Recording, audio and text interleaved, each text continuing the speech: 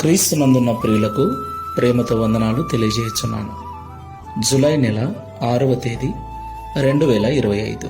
ఈరోజు దేవుడు మనకు చేస్తున్న వాగ్దానం ఏమిటనగా యెషయా గ్రంథము 66వ అధ్యాయము 2వ వచనం.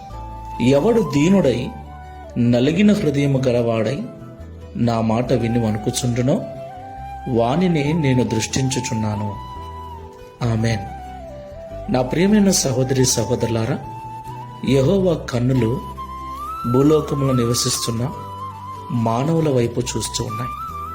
మరి ముఖ్యంగా ఎవరైతే యెహోవాను దేవునిగా కలిగి ఆయనను ఆరాధిస్తూ ఉన్నారో వారి వైపు చూస్తూ ఉన్నాయి.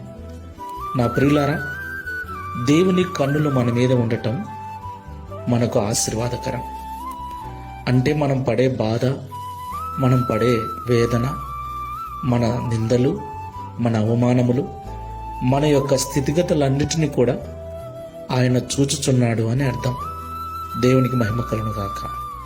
ప్రియులారా, ఈ లోకంలో మనం ఎదుర్కొనే సంకట పరిస్థితుల నుండి, ప్రతికూల పరిస్థితుల నుండి దేవుడు మనల్ని విడిపించాలి అంటే మనం ఈ లోకంలో విరిగి నలిగిన హృదయం గలవారమై ఉండాలి.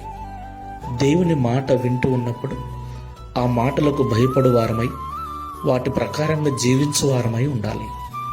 అప్పుడు దేవుడు మనకు తోడై ఉండి మన స్థితిని మార్చి మనల్ని ఆశీర్వదించుటకు సమర్థుడై ఉన్నాడు. ప్రార్థన చేసుకుందాం. ప్రేమ స్వరూపుడ, పరిశుద్ధమైన తండ్రి, మీకు స్తోత్రాలు చెల్లిస్తూ ఉన్నాం.